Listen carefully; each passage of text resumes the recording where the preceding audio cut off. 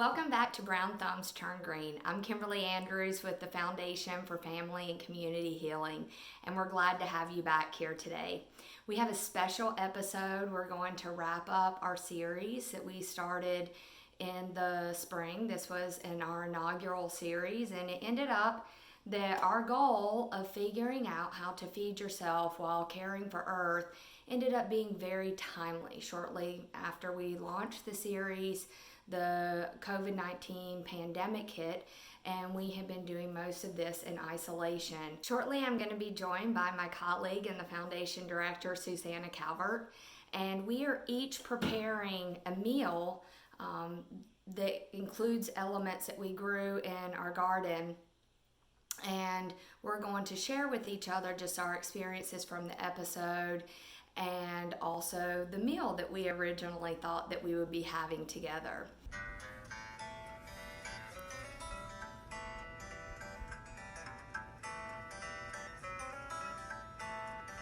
For my recipe today, I started out preparing the dough from the starter. I then rolled it out on the pan.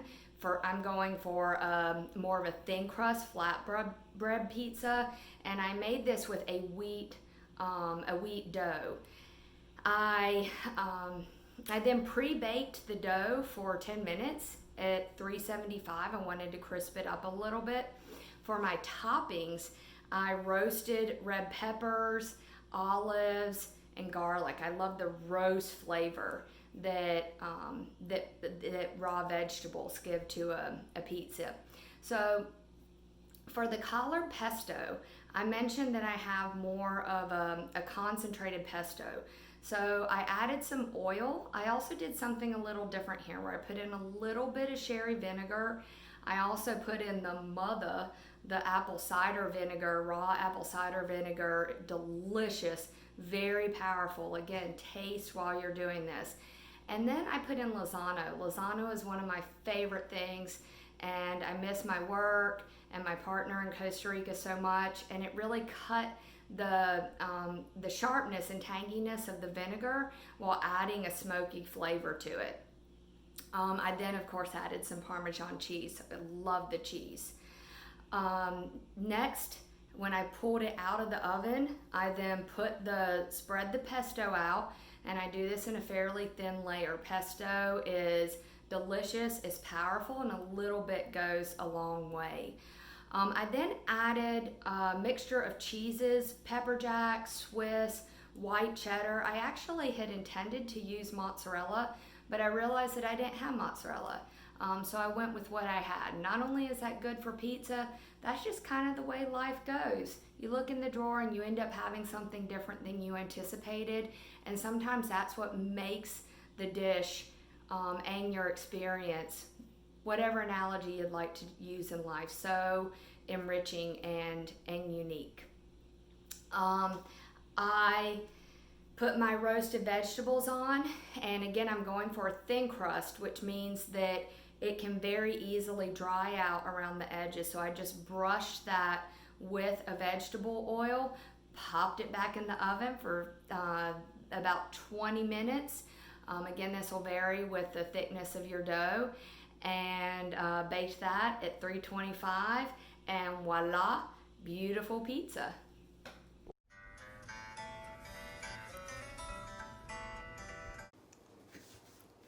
Hey, so for my dish for the end of Dirty Table, Kimberly wanted me to make bruschetta, which I have been pronouncing wrong. Apparently for years I've been pronouncing it bruschetta, but bruschetta is a Italian appetizer that's made with tomato and basil. It's super easy.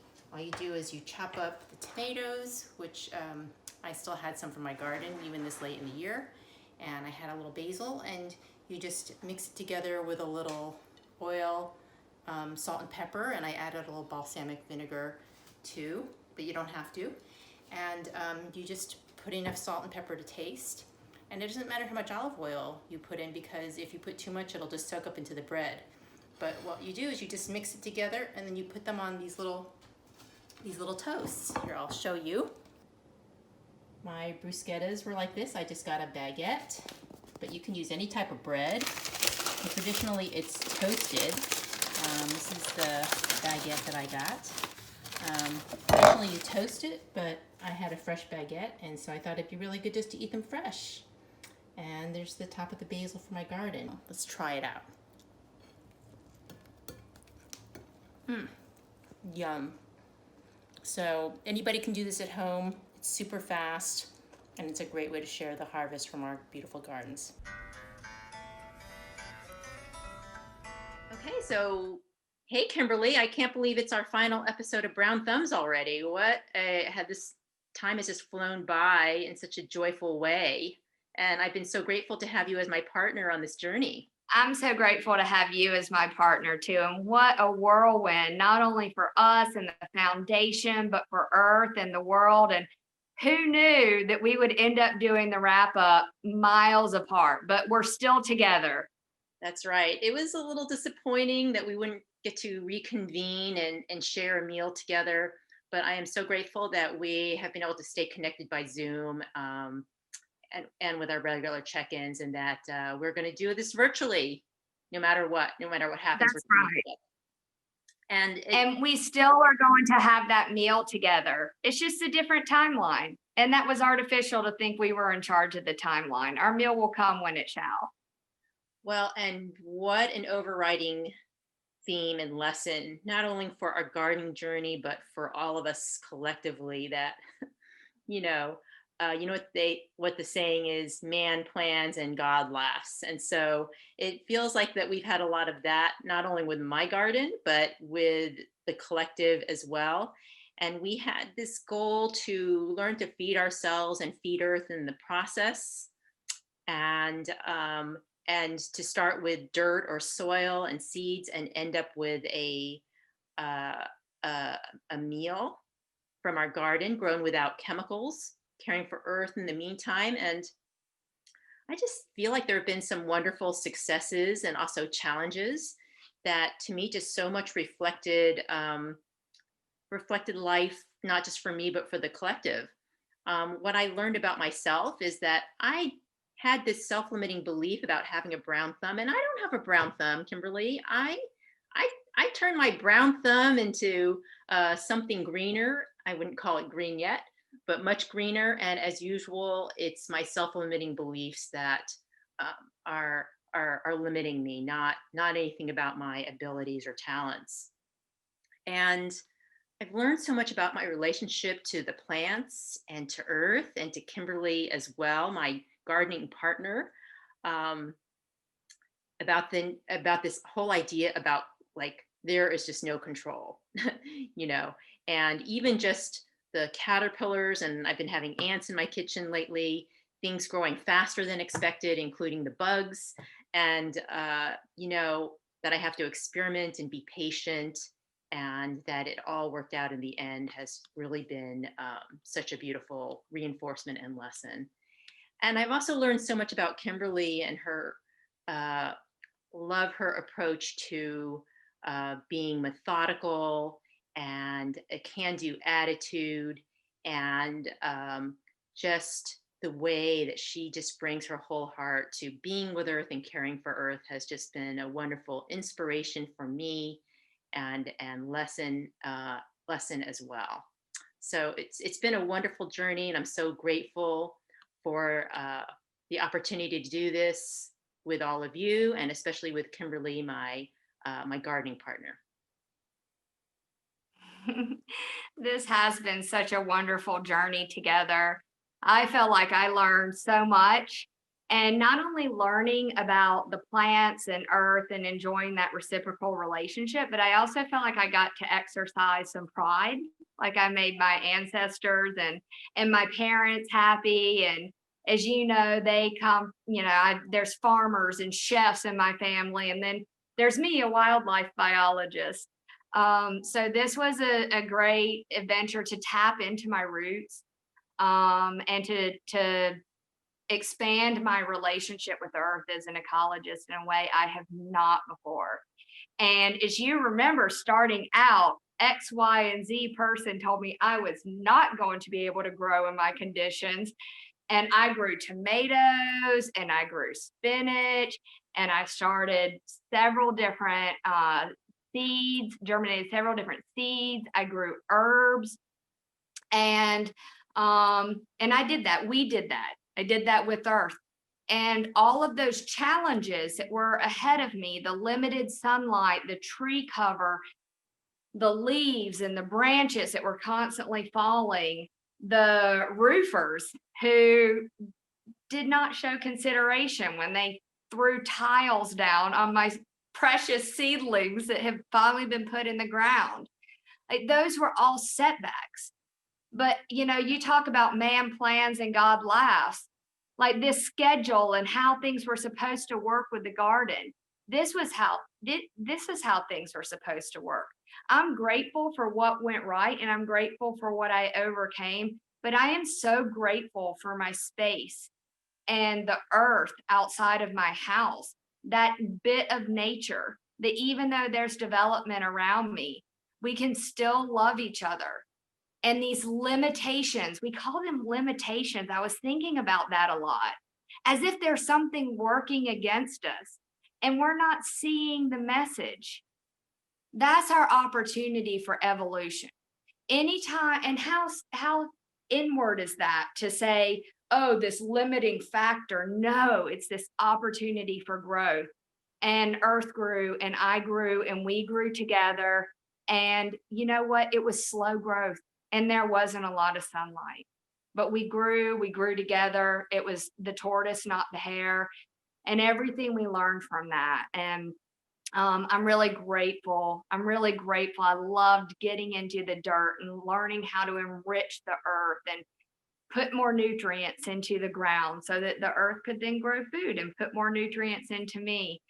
And I met my challenge of wanting to feed my parents, and I did. They ate some of my tomatoes. I made bruschetta for them. And now my next goal is to feed you one day, my dear, when we can be together again. We will. We're always together in spirit, and once again, we'll be together in person as well. And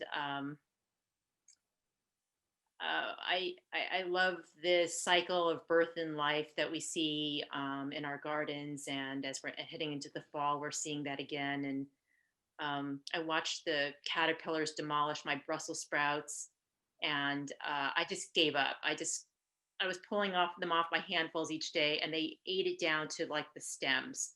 But then it got cooler, and then the Brussels sprouts have been sprouting back. And to me, it's just like that has been one of the best lessons for me.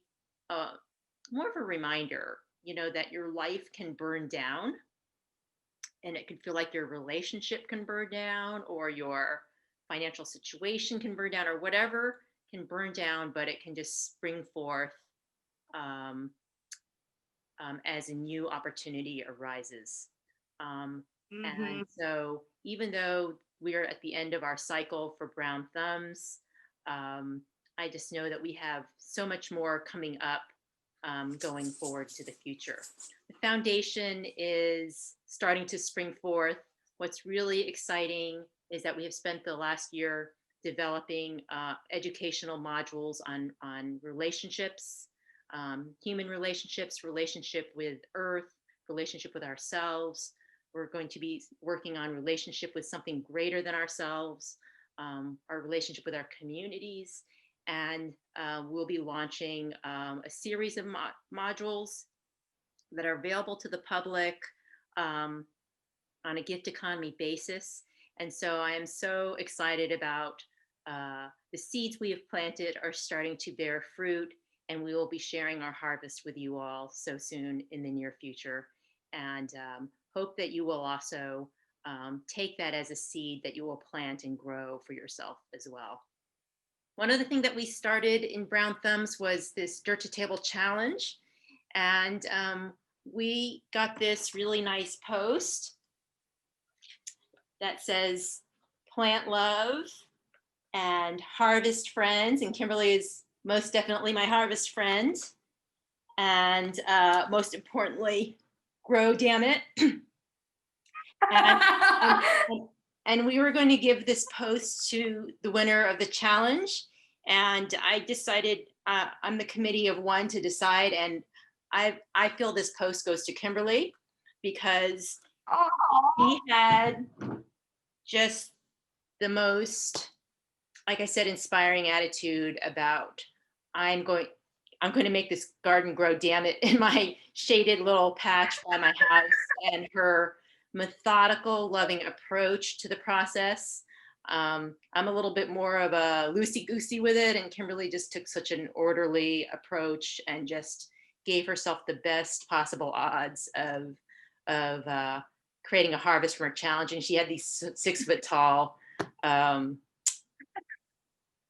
tomato plant, which was just amazing. So I declare Kimberly the winner of the challenge with so much gratitude. And when we get together for our meal, Kimberly, I will bring the post to you.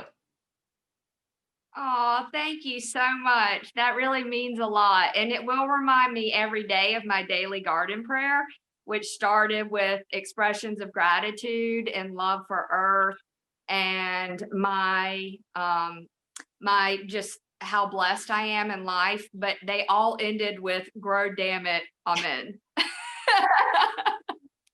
And see, the holistic approach does work. So taking a holistic approach of care for earth really helped our gardens thrive, and so have we. So thank you, Kimberly, for your partnership and your love of all things in nature, and your ability to just bring out the best uh, in the ecology around you. Thank you. Thank you so much for your partnership and your inspiration and the amazing things that you're bringing together, not only for us, but that everyone will have the opportunity to share through the foundation. It's a beautiful thing and just what the world needs, not just the earth, but everyone's heart. And we hope all of you will join us. Thank you.